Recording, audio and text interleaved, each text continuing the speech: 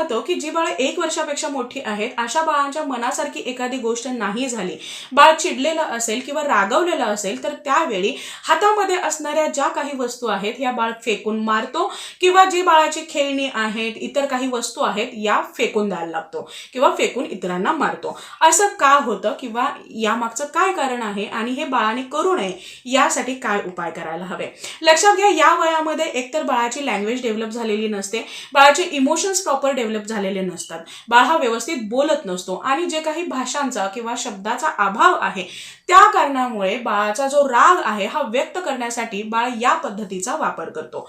शिवाय बाळाने जर या अगोदर कधीही घरामधल्या कोणत्याही व्यक्तीला या पद्धतीने रागामध्ये एखादी वस्तू फेकताना मारताना पाहिलं असेल तर बाळ त्यांना अनुकरण करतो आणि त्याच पद्धतीने तो राग व्यक्त करण्याचा प्रयत्न करतो।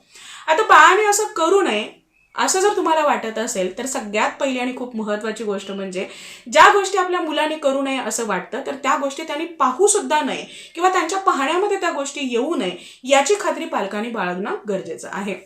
जेव्हा मूल अशा पद्धतीने एखादी वस्तू फेकून मारतो किंवा रागामध्ये या पद्धतीने रिॲक्ट करतो तर त्यावेळी तुम्ही बाळाला रागवणं किंवा मारणं हे अपेक्षित नाही, याउलट तुम्ही बाळाला प्रेमाने समजावून सांगणं हे गरजेचं आहे। शिवाय घरामध्ये सुद्धा जर कोणी या पद्धतीने राग व्यक्त करत असेल तर त्यांना सुद्धा थांबवणं गरजेचं आहे। लहान मुलं हे पालकांना कॉपी करत असतात, त्यांची प्रत्येक गोष्ट हे ते अनुकरण करत असतात, प्रत्येक गोष्ट ते पालकांकडून शिकत असतात, त्यांच्या आसपास घडणाऱ्या ज्या काही घटना आहेत, जे काही व्यक्ती आहेत तर त्यांच्याकडून हे शिकत असतात।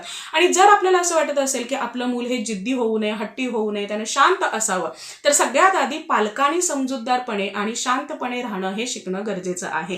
निदान मुलांसमोर तरी तुम्हाला तुमच्या रागावरती कंट्रोल ठेवणं किंवा या पद्धतीने रिॲक्ट न होणं या गोष्टींची खात्री करून घ्यायची आहे। राग येणं किंवा तो व्यक्त करणं ही गोष्ट चुकीची नाही, परंतु ती चुकीच्या पद्धतीने व्यक्त करणं मात्र बाळासाठी अपायकारक ठरू शकतं हे प्रत्येक बाळाच्या वयानुसार तुम्हाला त्यांच्या भाषेमध्ये समजावून जरूर सांगायचं आहे। आणि यावेळी सगळ्यात महत्त्वाचा रोल असतो ते म्हणजे पालकांच्या पेशन्सचा। तुम्हाला तेवढंच शांत राहून तेवढ्याच समजूतदारपणे आणि तेवढ्याच प्रेमाने मुलांना सांगणं हे गरजेचं आहे। तुम्ही सुद्धा त्यावेळी त्याच पद्धतीने रिॲक्ट होत असाल तर मग मूल ते शिकणारही नाही किंवा त्यांचा जिद्दीपणा, हट्टीपणा किंवा या पद्धतीच्या रिॲक्शन्स वाढायलाही मदत होऊ शकते।